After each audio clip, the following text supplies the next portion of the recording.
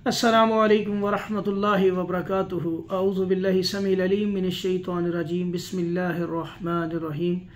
एक बहन ने सवाल किया कि कारी साहब, रात के वक्त, शाम के वक्त बेचैनी बढ़ जाती है और रात के ख़ास पहर तक ये मसला रहता है। जैसे ही सूरज ढलना शुरू होता है और मेरी बेचैनी में इजाफ़ा होना शुरू होता है और बेचैनी बढ़ती जाती है और बाज़ औक़ात तो बुरे बुरे वसवसे आते हैं, ऐसे ऐसे ख़यालात आते हैं कि अपने आप को ख़त्म कर लिया जाए।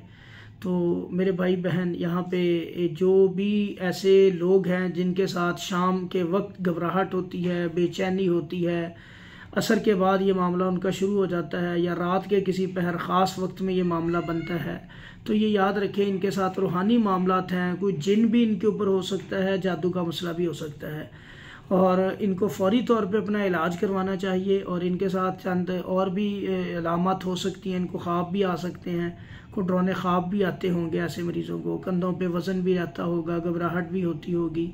तो इनको सबसे अहम चीज़ जो है, कुरान की तरफ आना चाहिए, अल्लाह के ज़िक्र की तरफ आना चाहिए। नमाज़ों के अंदर कोई कोताही नहीं करनी चाहिए, 5 वक्त की नमाज वक्त मुकर्रर पे अदा करनी चाहिए और इसके साथ साथ कुरान मजीद की जितनी ज़्यादा तिलावत कर सकते हैं करें।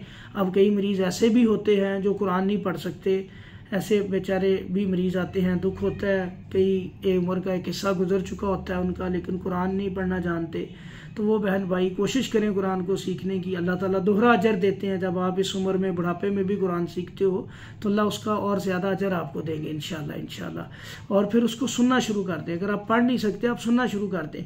छोटे छोटे कलमात याद कर लें, सुबहान अल्लाही, अल्हम्दुलिल्लाही, अल्लाहु अकबर, ला इलाहा इल्लल्लाह। इन कलमात को पढ़ते रहें। और ये बहुत दिखने में बड़े छोटे कलमात हैं, लेकिन ये बड़े ताकतवर हैं, इनमें बड़ी ताकत है। अल्लाह ने इनका बड़ा वज़न रखा है और शैतान को इनसे बड़ी तकलीफ़ होती है।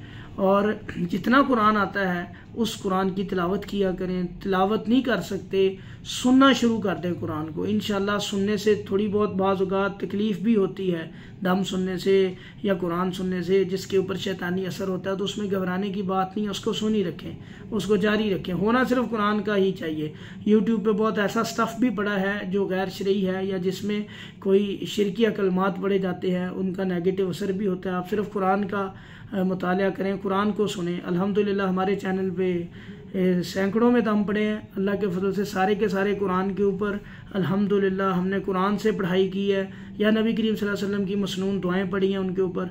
इंशाल्लाह आप जो भी दम सुनेंगे सारे शरई दम है, फ़ायदा होगा, शैतान का नुकसान होगा। और किसी बहन भाई को दम सुनते हुए तकलीफ़ होती है तो वो घबराया ना करे, परेशान ना हुआ करे।